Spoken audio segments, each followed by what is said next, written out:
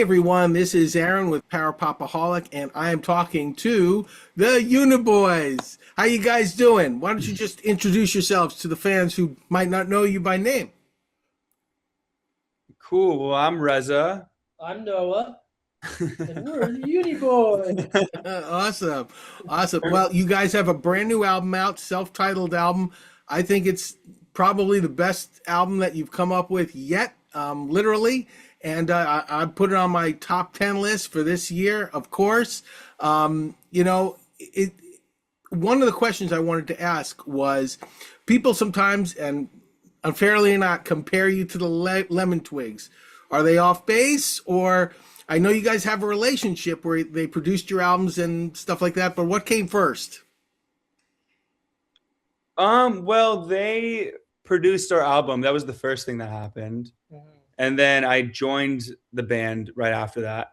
And then we became really close, just through me playing with them and through visiting New York a lot. And they would come to LA and yeah. But I think the first thing that happened was I met Michael and Brian, and then they asked if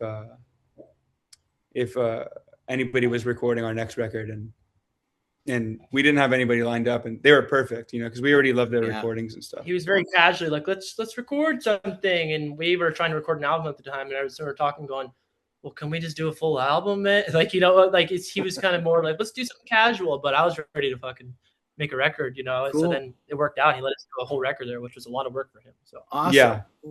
Awesome. See, as far as attitude, are you guys closer to the New York Dolls attitude, or the Teenage Fan Club kind of melodies, or are you kind of a little bit of both? How do you New see York yourself? Dolls.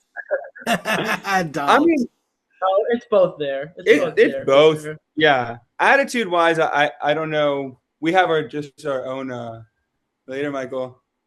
We'll do. Yeah, it's a baby mix of the two, I mean, I'm sure the Teenage Fan Club, I'm sure they got a pretty nasty attitude themselves too. It's got to hid behind these pretty harmonies and melodies and stuff, but I'm sure their attitudes are pretty close to one another.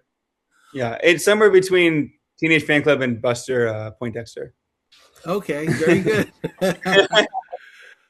What's the one power pop classic you think everyone loves, but you don't totally get at all? Oh, power pop classic. Like Knack records or like whatever. I wish I liked Cheap Trick more. I like Okay. It's like probably like a handful of their tunes, but I'm not like in every tune. But that goes for a lot of those bands. It's not like every song. It's not like a lot of those bands are not like in every track on the record I love. I mean, of course, like some bands are like exceptional, but like yeah, I mean like Cheap Trick. It's not like I'm sitting there listening to Cheap Trick all the time. Yeah, there's a lot of power pop classics that I don't love a lot. Joe Jackson and stuff, that stuff I don't ever listen to. I never really listen to very often. It's very easy. I feel like there's a. Yeah. No, go ahead. I feel there. I would say like it's all good music, but it's just the ones that resonate with Noah and and I don't even know why they resonate with us in a certain way. Some of just the ones that do, you know what I mean? But yeah, I'm just lucky that basically all the ones that resonate with me also resonate with him, which is what's important, All right, cool. Is there a song on the album that you released that you didn't like when you were putting it together, and now you love it? Yes, definitely. Which one? For me, it would be probably Sin Your Life Away. I felt like really iffy about that one, but I just wanted to include something on the album that sounded different and strange, and it was strange, which is I just could never tell if I really liked it, but I wanted to just go through with it anyways. And then after we did the final recording, it really grew on me actually. All right, cool. For me, it's probably the other way around. There's songs I really love that I like less, but I won't say what song. It's one of mine, but like there's songs that probably I liked more before cutting them, but I still like them. But no, nothing really like changed dramatically where I re-fell in love with the song after recording it. Personally, for me. All right, cool. So, another question I would have is, what's the one production mistake or detail in your recordings that your fans miss if you didn't point it out? Well, if that's a good question. I definitely know on the last album that we did, Buy This Now, the one that we did with Michael and Brian, Yeah. there's a lot of sound. Well, not a lot. There's a few little sounds and things here and there that we meant to cut out that are just in there. And if you listen really closely, you might be able to hear them. Yeah, there's some vocal cuts of weird, just like saying random stuff that are still on the tracks and stuff. Oh, nice. On this one, though, there's not much of that because Paul is just so clean with it. Like every track has been gone through completely, and anything that shouldn't be there was edited out. And then things that were left in intentionally, technically. Yeah. Like I think there's a little thing in your Sophisticated Me saying my stomach hurts that got left in. That's like you can barely hear it underneath everything. Right. Yeah. I always thought it was funny to put that in. It's nice those little things. The Beatles used to do it all the time. So what's the fastest song you guys have ever written? In terms of what, like tempo? How long or like it took you to come up with a song and you just put it down on paper? How fast? Oh, I Don't Want to Dream Anymore. I wrote in like 40 minutes. Okay. Yeah, I mean, that's pretty good.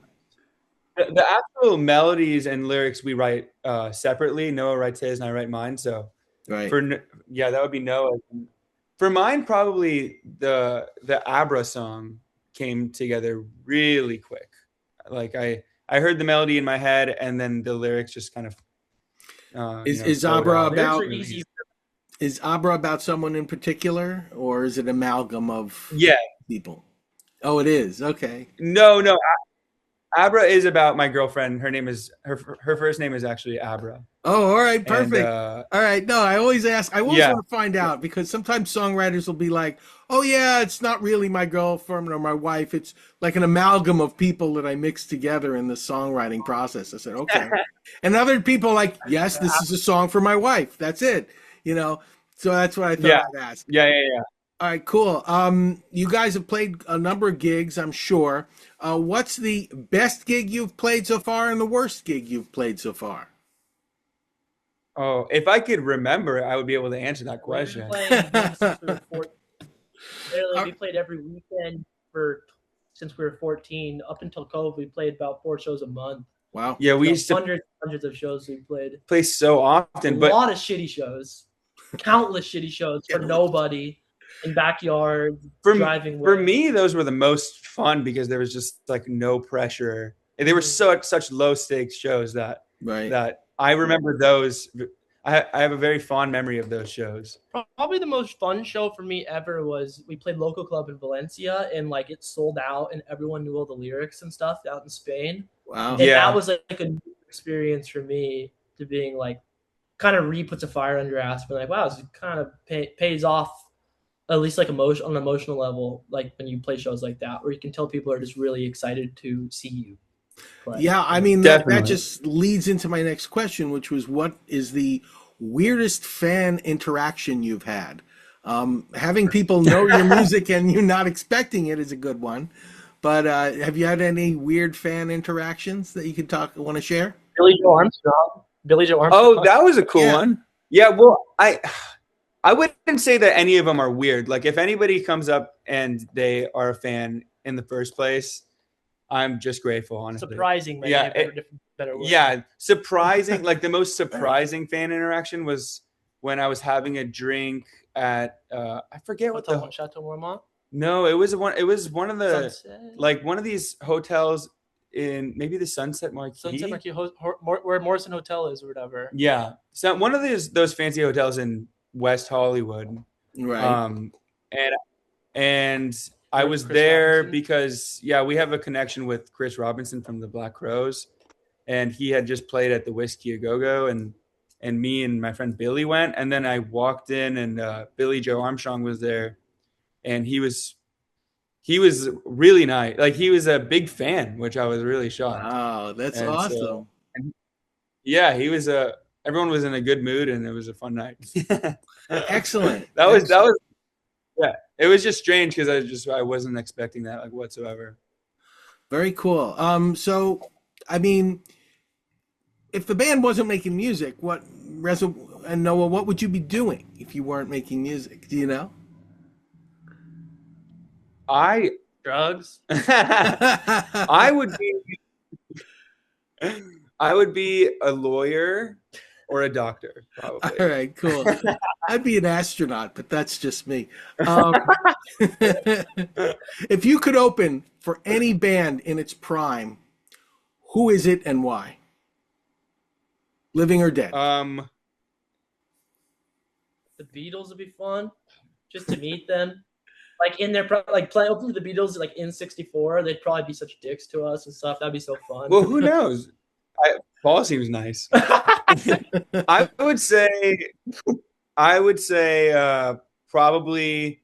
I'm just gonna say the classic answer, which is Big Star, just because there's like no footage of them playing. Right. So just to be able to see them play would be really cool. My dad was pretty close friends with Joe Strummer.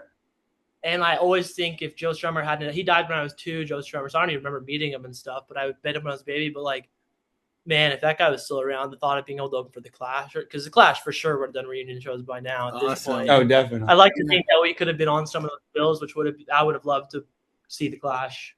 I mean, honestly, the New York Dolls too. Oh, Now yeah. that you bring them up, The that would Dolls. be those really Max's cool. shows in the early 70s, Yeah. opening for like Velvet and like at Max's in 1970 and stuff like that would be just to see everyone else around there, hang out at the bar, and that would be really fun. Oh, cool. Well, I wanted to thank you. I mean, this was awesome and super interesting.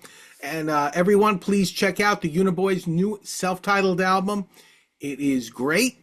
And I wish you guys more success and, getting bigger and bigger and blowing up all over the place. And thank you so much.